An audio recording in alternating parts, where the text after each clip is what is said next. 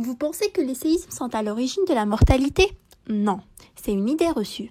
Ce sont les constructions qui s'écroulent et tuent. Un séisme se manifeste par la propagation d'ondes dans le sol. Il existe deux types d'ondes, les mouvements verticaux, auxquels résistent les bâtiments, et les mouvements horizontaux qui correspondent à des ondes de cisaillement qui sont dévastatrices. Quand un immeuble est soumis à cette impulsion, il se met à osciller à un rythme régulier. Cela correspond à la fréquence de résonance propre à chaque structure. Si le sol se met à vibrer à la fréquence de résonance du bâtiment, cela est assimilable à une poussée au bon moment sur une balançoire. Cela veut dire que l'amplitude va à chaque fois augmenter jusqu'à son effondrement. Diminuer la masse ou augmenter la rigidité des matériaux augmente la fréquence naturelle. Faire un bâtiment plus robuste, cela ne sert à rien. Ce qu'il faut faire, c'est éviter qu'il soit en résonance et le concevoir de manière intelligente. Pour qu'un bâtiment résiste à l'impulsion, deux forces entrent en jeu. La force de rappel et la force d'amortissement. Mais qu'est-ce que la force de rappel? Elle permet à la structure de revenir à sa position d'origine. Celle-ci dépend de la constante de raideur K influencée par la structure.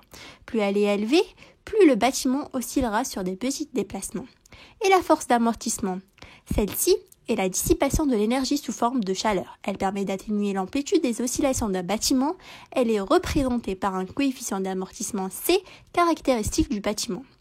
Les constructions parasismiques sont de plus en plus présentes dans notre quotidien. Il est très important de les construire avec des matériaux de bonne qualité.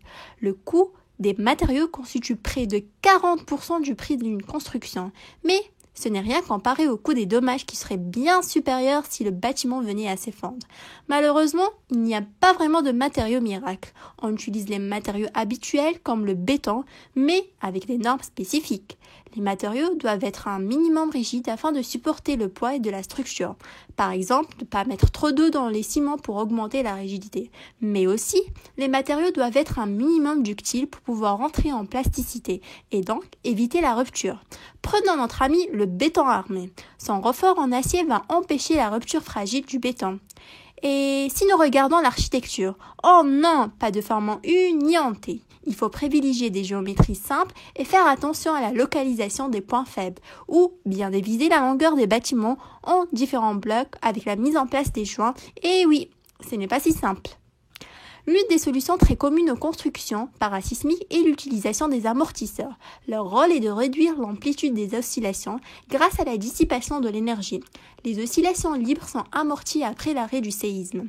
Prenons l'exemple de la tour Taipei 101 qui a subi un important séisme d'une magnitude de 6,8 sur l'échelle de Richter en 2002.